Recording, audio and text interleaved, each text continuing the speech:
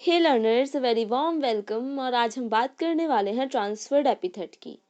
हम transferred epithet की बात करने से पहले एपिथेट को समझ लेते हैं। एपिथेट बेसिकली एडजेक्टिव है जहाँ पर हम किसी भी फ्रेज का यूज़ करते हैं किसी कैरेक्टर की क्वालिटीज़ को डिस्क्राइब करने के लिए। जैसे कि फॉर से अलेक्जेंडर द ग्रेट, तो यहाँ पर अलेक्जेंडर की क्वालिटीज़ जो हैं वो है द ग्रेट। तो ये दी ग्रेट वाली जो क्वालिटी है उनकी, इसे डिस्क्राइब किया गया है। इसके अलावा अगर हम और एग्जाम्पल की बात करें, जैसे कि एक राइटर हैं फिलिप सिडनी, उन्हें डिस्क्राइब किया गया है Philip Sidney the flower of शिवलरी।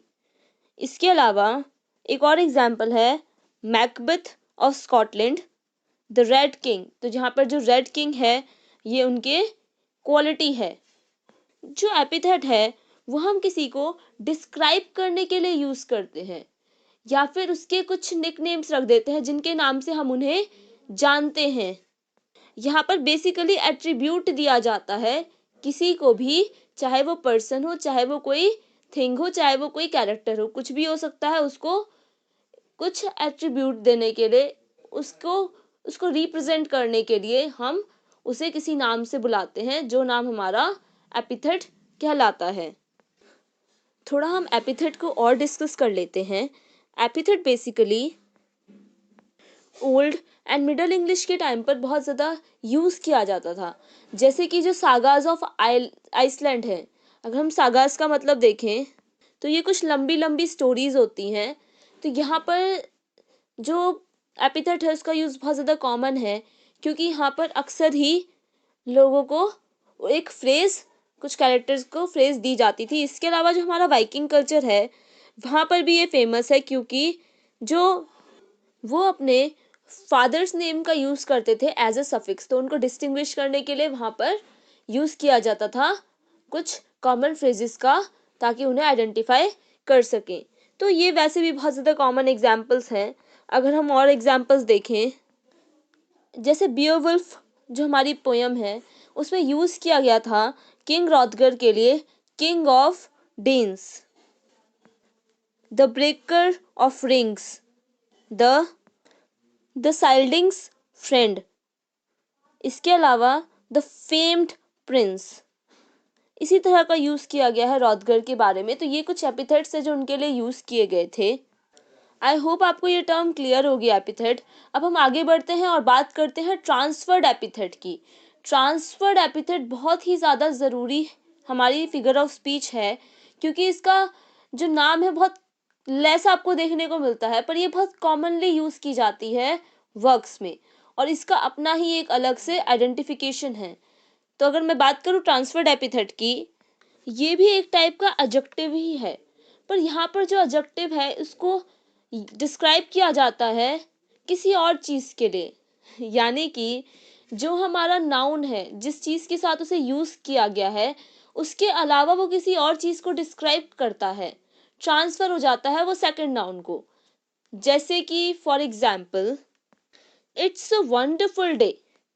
अब वंडरफुल डे, अब डे जो है वो तो वंडरफुल नहीं हो सकता, लेकिन ये चीज़ जो है वो किसी पर्सन के लिए है, किसी पर्सन का दिन है जो कि आज बहुत ज़्यादा अच्छा है, तो वो ये कह रहा है इट्स अ वंडरफुल डे। तो यहाँ पर आपने देखा कि डे हमारा नाउन है जिसके साथ एडजेक्टिव को यूज़ किया गया है, पर उसे ट्रांसफ़र कर दिया है किसी पर्सन की तरफ, जो कि हमारा सेकंड नाउन है जिसके लिए वो चीज़ डिस्क्राइब की गई है। जैसे कि स्लीपलेस नाइट्स। अब आपको पता है कि जो नाइट है वो तो स्लीपलेस नहीं हो सकती, लेकिन एक इंसान है जो दिन ना रात काम कर रहा होगा, उसके लिए जो उसकी रातें हैं वो एकदम स्लीपलेस हैं। तो यहाँ पर जो नाइट का यूज़, जो स्लीपलेस का यूज़ किया गया है एज एन एडजेक्टिव, वो नाइट के साथ यूज़ किया गया है, पर वो किसको ट्रांसफ़र हो गया है, किसी पर्सन को जिसकी वो स्लीपलेस नाइट्स रही हैं। आई होप आपको ये चीज़ें क्लियर हो रही होंगी, नहीं तो हम और आगे एग्जाम्पल्स में बात करते हैं। Happy morning.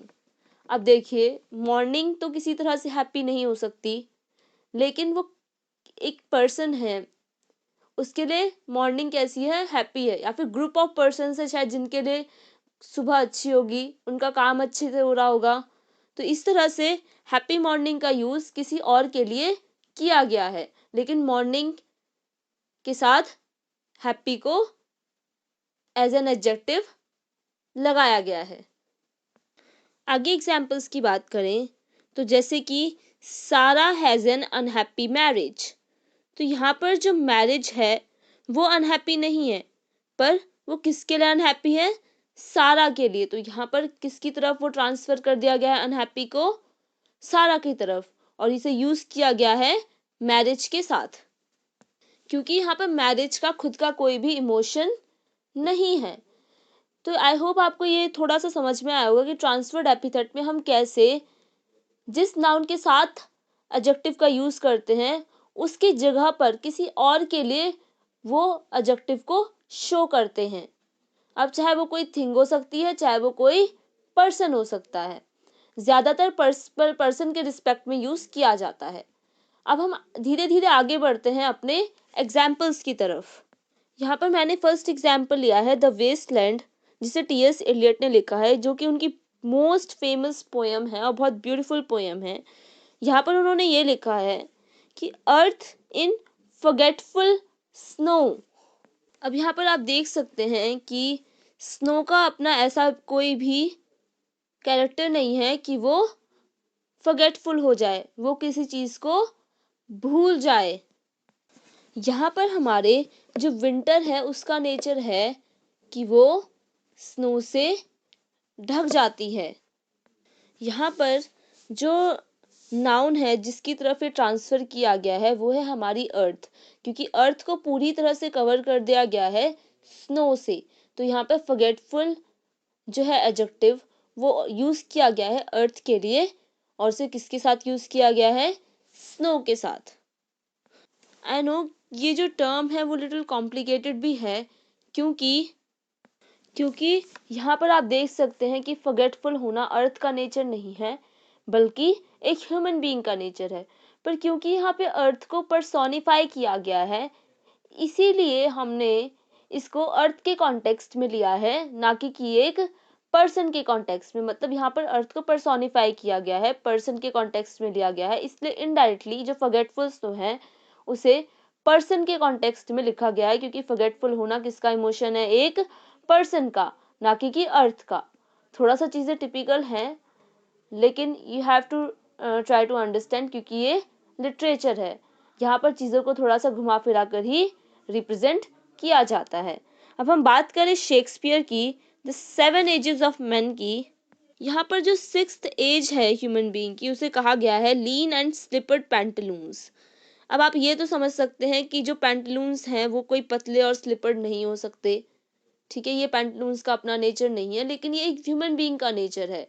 क्योंकि ह्यूमन बीइंग जो है वो कैसा हो जाता है जब वो 6th स्टेज में पहुंचता है, एकदम ओल्ड एज में आ जाता है, जहाँ पर वो धीरे धीरे करके अपनी मानसिक चीज़ों को खोने लगता है, और उसके जो कपड़े हैं वो बहुत ज़्यादा बेसिक हो जाते हैं, सब कुछ उसके अंदर काफ़ी सारे चेंजेस हो जाते हैं एज एन ओल्ड मैन। तो यहाँ पर यही कहा गया है, एक पर्सन के कॉन्टेक्स्ट में इस चीज़ को यूज़ किया गया है, इस चीज़ को रिप्रेजेंट किया गया है। आई होप आपको ट्रांसफर्ड एपिथेट समझ में आया होगा। इसके अलावा आपको एपिथेट भी समझ में आया होगा। इनके बीच में आराम से आप डिफरेंसेस को भी आइडेंटिफाई कर सकते हैं कि एपिथेट में एक नॉर्मली कैरेक्टरिस्टिक्स लिया जाता है और इसमें ट्रांसफर किया जाता है नाउन को, किसी और के कॉन्टेक्स्ट में उसको यूज किया जाता है एडजेक्टिव को। आई होप यहाँ पे आपको चीज़ें क्लियर हैं। अगर आपकी फिर भी कोई डाउट्स है तो आप कमेंट सेक्शन में पूछ सकते हैं। मिलते हैं नेक्स्ट वीडियो में। Till then keep learning, keep growing.